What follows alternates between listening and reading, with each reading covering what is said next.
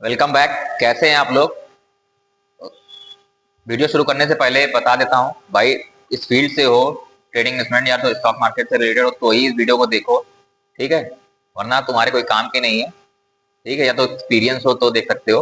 अब एक चीज और बता देता हूँ, जो मैंने पिछले हफ्ते एनालिसिस दिया था वो गलत हो गया है, ठीक है? क्यों गलत हुआ? मैंने पहले ही बताया था, सेंटीमेंट को देख के करना। ग्लोबल सेंटीमेंट, अगर कोई नेगेटिव न्यूज आएगी तो मार्केट में चार्ट काम नहीं करते। टेक्निकल एनालिसिस जो हम बनाते हैं वो तब काम नहीं करते, तब सेंटीमेंट, इमोशंस काम करते हैं। इमोशन क्यों काम करते हैं?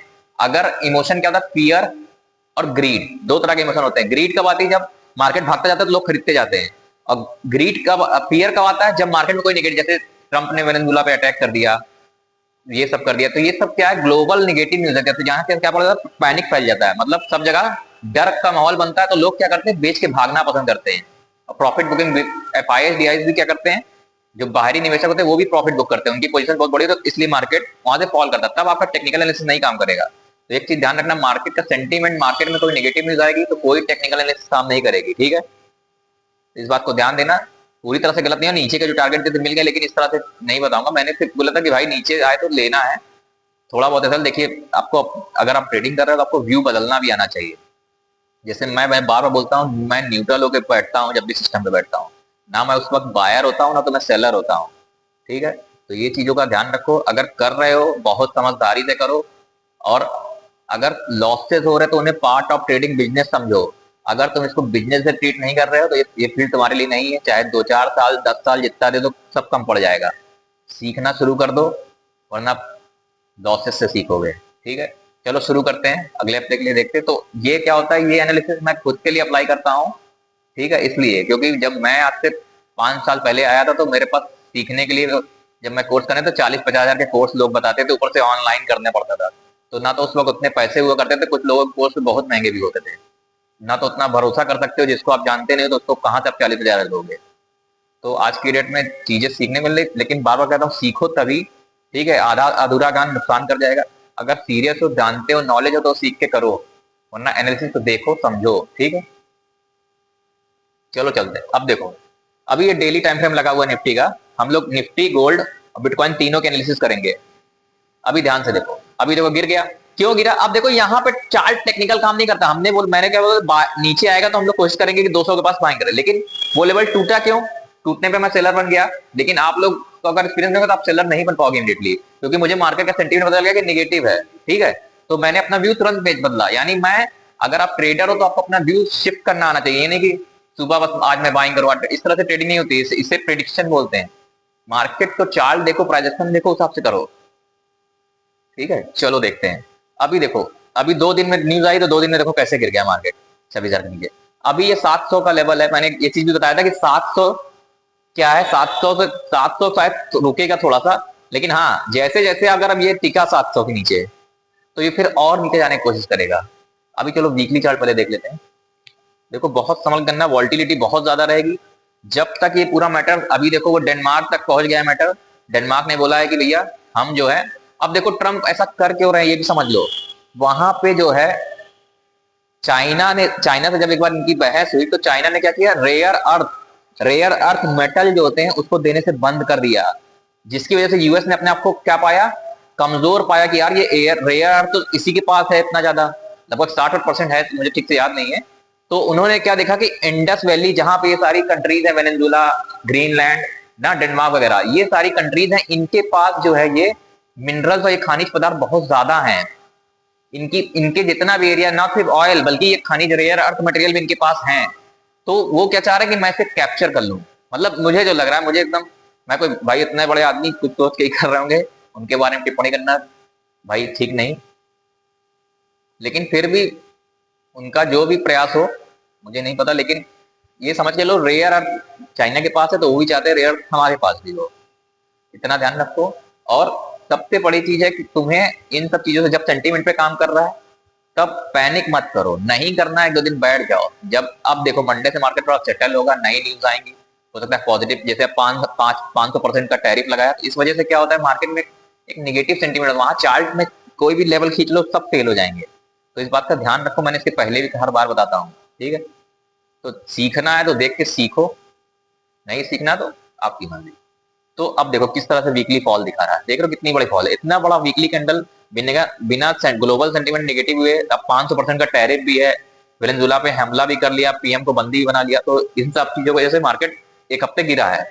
अब देखते हैं कि क्या 2 दिन में हम कुछ सेटलमेंट करते हैं, बैकफुट पे आते हैं टैरिफ वगैरह पे, तो शायद कुछ होगा, वरना ये 700 के नीचे जब भी जाएगा 650-700 के नीचे, अब तो पैनिक कर जाएगा फिर। अब ये पैनिक मोड में अब देखोगे तो एक एम पैटर्न भी क्रिएट कर रहा है। चलो देखते हैं, यानी एक एम पैटर्न भी क्रिएट कर रहा है यहाँ से। अभी देखो अगर ये मान लो मंडे को गैप अप खुलता है तो ये वोल्टिलिटी क्रिएट करेगा आने वाले 2 दिन। निफ्टी की एक्सपायरी है मंगलवार को, तो 2 दिन तक एक्सपायरी, अब देखो इस चीज से एकदम निगेटिविटी दिख रही है, लेकिन फॉलो थ्रू मिलना चाहिए। देखो यहाँ पे गिरा, फॉलो थ्रू नहीं मिला, तुरंत ऊपर चला गया। फॉलो थ्रू का मतलब सेम नीचे जाना चाहिए, फॉलो थ्रू का मतलब क्या, जैसे ये रेड बनी तो फिर नीचे रेड बननी चाहिए वीकली चार्ट पे, लेकिन क्या हुआ, रेड देखो रेड बन रही है लेकिन फॉलो थ्रू नहीं मिल रहा है। तो जैसे यहाँ पे रेड बनी लेकिन फॉलो थ्रू नहीं मिला, अब देखो यहाँ बनी रेड, फॉलो थ्रू मिल गया। तो तुम्हें देखना है कि फॉलो थ्रू मिल रहा है तो फॉलो थ्रू इमीडिएटली मतलब तुरंत नहीं मिलेगा, मतलब तुरंत उसी दिशा में नहीं जा रहा। अगर गैप अप खुलता है या फ्लैट खुलता है तो रुके रहना, और गैप डाउन खुलता है तो वो हमारे हाथ में नहीं है। उसके बाद हम लोग प्राइस को देखेंगे, गैप डाउन को हम लोग इग्नोर करेंगे क्योंकि ग्लोबल न्यूज के कारण गैप डाउन पे फिर आप इसको फिर समझ नहीं पाओगे। उसको चलो हम 5 मिनट के टाइम फ्रेम में देखेंगे, पहले इसको समझ लो, ठीक है। देखते फॉलो थ्रू मिलता है कि नहीं। आज का लो मेरे हिसाब से 650 के आसपास का है, तो चलो देखते हैं कितने का लो है, देख लेते हैं इनका।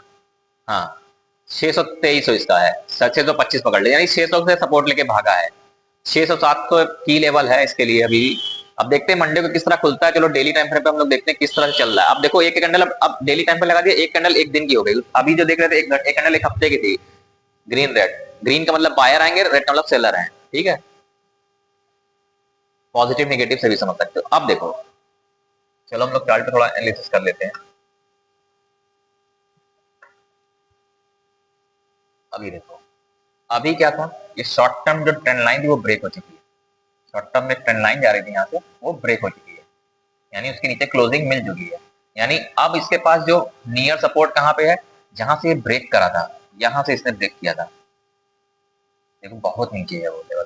अब यहाँ पे इसने ब्रेक किया था, एक तरह से देखोगे तो काफी नीचे है ये लेवल। यहाँ पे जो सपोर्ट लेके पिछली बार बाउंस किया था, अगर ओवरऑल एरिया भी मानोगे तो काफी नीचे है, काफी नीचे है एरिया।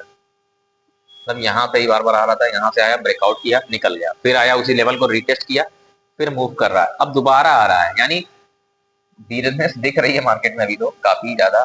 देखो एकदम जब तक फॉलो थ्रू नहीं मिलेगा मंडे को, यानी 650 के नीचे ट्रेड नहीं करता है, तब तक सेल मत करना, क्योंकि ऑलरेडी पैनिक हो सकता है 2 दिन में कुछ अच्छी नहीं जाए। लेकिन अगर नीचे जाता हुआ दिखेगा तो हम लोग देख सकते हैं किस तरह से चलता है, उस हिसाब से हम लोग, मैं आपको लेवल दे दूंगा किस तरह से चलना है, मैं देखता हूँ क्या कर सकते हैं इसमें। तो कोई बड़ी बात नहीं कि भाई 1-2 दिन में, 3-4 दिन में या हफ्ते भर में यहाँ तक आ जाए, यानी 250 से 300 के पास। अगर ये देखो जब अब बियर बुल कब आएगा, ये ट्रेंड लाइन इनवैलिड हो जाएगी जब इसके हाई के ऊपर निकलेगा। ये हाई बहुत ऊपर है अभी, हाई मेरे ख्याल से ये 850-900 के पास है, तो यहाँ से तो अभी कोई व्यू बन नहीं पा रहा ठीक से। देखते हैं मंडे को, मंडे ट्यूजडे बहुत संभल के काम करना, बिल्कुल जल्दबाजी मत करना, क्योंकि गैप अप न्यूट्रल खुले तो ठीक है, गैप डाउन खुले तो वेट करना, ठीक है। अब हम क्या करेंगे, सेल ऑन राइस पे ज्यादा फोकस करेंगे जब तक कि ये 900 को यानी 25-900 के ऊपर ना ट्रेड करने लगे, तब तक हम सेल ऑन राइस पे फोकस करेंगे कि कोई मौका मिले तो हम सेल करेंगे, भले स्टॉप लॉस हिट जाए छोटा मोटा। रिस्क रिवॉर्ड, इसको बिजनेस सेक्रेटरी को रिस्क रिवॉर्ड जरूर फॉलो करना। अगर तुम्हारा रिस्क 500 का है तो कम से कम 1000-1500 का टारगेट बुक करो, वरना तुम बिजनेस नहीं कर रहे, ठीक है। तो इस तरह से देख लो, ऑल टाइम हाई अपने आप में बताया था, रेजिस्टेंस होता है, वहां से गिर गया, एक दिन ऊपर गया, न्यू हाई लगाया और फिर फॉल कर गया क्योंकि निगेटिव न्यूज आ गई थी मार्केट में, ठीक है। मैंने बताया था गिरेगा तो हम लोग यहाँ पे खरीदेंगे, लेकिन क्यों फॉल किया, क्योंकि अब यहाँ चार्ट नहीं काम करेगा, यहाँ पे तो लोगों का इमोशनल डर काम कर रहा है कि भाई 500% टैरिफ भी है, हमला भी कर दिया, अब वॉर होगी, तो इसलिए यहाँ तक इस तरह से व्यू बन रहा है। अब देख लो इस तरह से यहाँ तक पूरे हफ्ते का मुझे लग रहा है इस तरह से कुछ, एक इस तरह से या तो इस तरह से, 2 तरीके से ये आएगा, या तो यहीं खुल के गिरने की कोशिश करेगा या यहाँ जाके फिर इस तरह से गिरने की कोशिश करेगा। जब तक ये, अब एक तरह से देखें प्रॉपर तो हम तभी मान सकते हैं इसको जब तक ये 25,950 के ऊपर क्लोजिंग ना दे दे, तब तक प्रॉपर बायर तो नहीं आएंगे, तब तक इसको सेल ऑन राइज ही लोग करने की कोशिश करेंगे। अगर मंडे को कोई बड़ा गैप हो या कोई बड़ी अच्छी न्यूज आ जाए, चांसेस कम है, देखते हैं कुछ शायद बीच का बातचीत हो। तो अभी चार्ट से ज्यादा इमोशन काम करेंगे, निगेटिव इमोशन, जल्दी हावी होंगे, इसलिए मैंने बोला सेल ऑन राइज हम लोग कर सकते हैं। चलो 5 मिनट में देखते हैं मंडे ट्यूजडे किस तरह कर सकते हैं। अभी कोई लेवल देना इतना आसान नहीं है, चलो देखते हैं एक बार क्या है चार्ट में। देखो अभी ये रिसेंटली एक सपोर्ट के पास ही है, अभी आप देखोगे तो देखो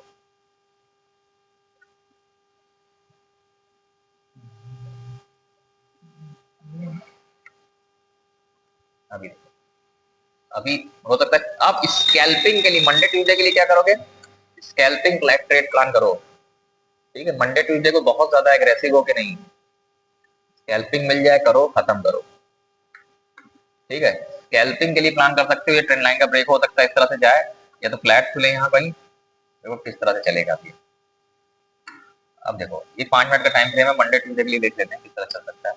अब मान लो यहाँ कहीं खुलता ही है, अब ब्रेकआउट आ जाता है 700 ऊपर तो थोड़ा बहुत तो बाइंग आएगी। कब तक आएगी, जब तक ये यहाँ से देखो इसको, अब क्या हुआ, जहां से ये चढ़ रहा था वहीं से अब ये गिरेगा। अब यहाँ पे सेलर कहाँ पे आ सकते हैं, 900 950 इन लेवल पे आके सेलर होंगे यहाँ इस तरह से। तो पहले तो देखो इस तरह से जाए, हो सकता है यहाँ से गिरे। इस तरह से सेंटीमेंट बहुत ज्यादा मार्केट में नेगेटिव में पॉजिटिव नहीं चलेगा अभी कुछ दिन मार्केट। ठीक है, इसका ध्यान रखना, मार्केट में जब तक न्यूज खत्म ना हो जाए तब तक चार्ट प्रॉपर इसी तरह चलेंगे। डर जैसे ही न्यूज कोई आएगी तो देखो हम लोग तो न्यूज बाद में आएगी, पहले उन लोगों को पहले पता चलती है। ठीक है, हमारे तक न्यूज जब मार्केट बंद हो जाता है या कुछ हो जाता है तो हमें पता नहीं, तब हमारे तक न्यूज आती है। यानी हमारे तक न्यूज लेट में आती है, हमें चार्ट पहले बता देता है कि भाई कुछ तो गड़बड़ है, निकल जाओ। तो इस चीज का ध्यान रखो, इसीलिए मैं कहता हूँ स्टॉप लॉस लगाओ। स्टॉप लॉस हमारा सबसे अच्छा दोस्त है इस मार्केट में। अगर छोटे लॉस लेके निकल जाओगे तो अगले ट्रेड में वो आसानी से कवर होकर प्रॉफिट में आ जाओगे। इतना मेरी बात मान लो, चलो देखते हैं। तो इस तरह से मुझे लग रहा है, देखते हैं। अब इनकेस मान लो फ्लैट या गैप अप खुलता है तो हम इस तरह से प्लान करेंगे, लेकिन फिर ऊपर से सेलेज भी प्लान करेंगे। यहाँ पे एक रेजिस्टेंस है, ठीक है, 950 से 900 के आसपास जाए तो अब 700 के ऊपर टिकेगा, थोड़े बहुत तो बायर आएंगे। लेकिन अगर नहीं टिक पाता, नीचे आने की कोशिश करता है, तो फिर आपको क्या करना है, सेल तभी करेंगे जब ये देखो सेल कब करेंगे, फ्लैट खुलता है। दो कंडीशन, अगर फ्लैट खुलता है, ध्यान से सुन लेना बात को, अगर फ्लैट खुलता है और 25,650 के नीचे जाता शुरू करता है, यानी एक तरह से बोलने के लिए बोले तो 635 पकड़ लेते हैं। 635 को ब्रेक करेगा तो हम सेल ले सकते हैं। ठीक है, आता है फ्लैट खुलकर 635 को ब्रेक करता है तो हम सेल न्यू लो के लिए प्लान कर सकते हैं इसको। अच्छा खासा हो सकता है फ्लैट खुलकर नीचे चला जाए, चांसेस है कि ये अगर 25,635 को ब्रेक करेगा तो मैं ट्राई करूंगा कि इस तरह से करूं। पहला टारगेट हो जाएगा 590 का, उसके बाद हो जाएगा 540 का, और फिर 500। अगर पूरे ट्यूसडे तक की बात करें तो फिर ये 25,450 को भी टेस्ट पास तक जा सकता है। ठीक है, 2 दिन के लिए इस तरह से प्लान करो। वोल्टिलिटी रह सकती है, किस तरह से बढ़ेगा नहीं पता अभी। एक्चुअल बाइंग बता दे रहा हूँ बार बार, अब इसके ऊपर बायर तभी आएंगे जब ये 25,900 के ऊपर कॉन्फिडेंट बायर जो तुम चाहते हो कि सॉलिड हमें मूव मिल जाए एक तरफ का। अगर डायरेक्शन मूव का वेट करते हो तो 900 के ऊपर रुके, 900 के ऊपर से भी कंफर्म नहीं, मेन जो 950 के ऊपर क्लोजिंग आएगी तब जाके जो बड़े प्लेयर होते हैं एंट्री करते हैं, जब उनको एक लेवल दिख जाता है, कैसेल मिल जाता है। वरना इधर भी वोल्टिलिटी रहेगी, गिरना होगा डाउन साइड के लिए टारगेट बता दिए इस तरह से। ठीक है, इसका हो सकता है यहाँ कहीं से बाउंस आए, तो वोल्टिलिटी के लिए तैयार रहो। भयंकर वोल्टिलिटी, कोई डायरेक्शन नहीं मिलने वाला जब तक कोई पॉजिटिव न्यूज ना जाए, यानी मामला ठंडा हो जाए टैरिफ वैरिफ वाला। तो इसमें ऐसे में तो ट्रेड ना भी करो तब भी चलेगा। ठीक है, चलो जल्दी से बिटकॉइन देख लेते हैं। देखो अब देखो यहाँ पे एनालिस्ट क्यों बताया था ग्लोबल सेंटीमेंट होगा तो कोई एनालिस्ट नहीं काम आएगा। अब देखो बिटकॉइन में जो एनालिस्ट दिया था वो प्रॉपर सही हुआ है। ठीक है।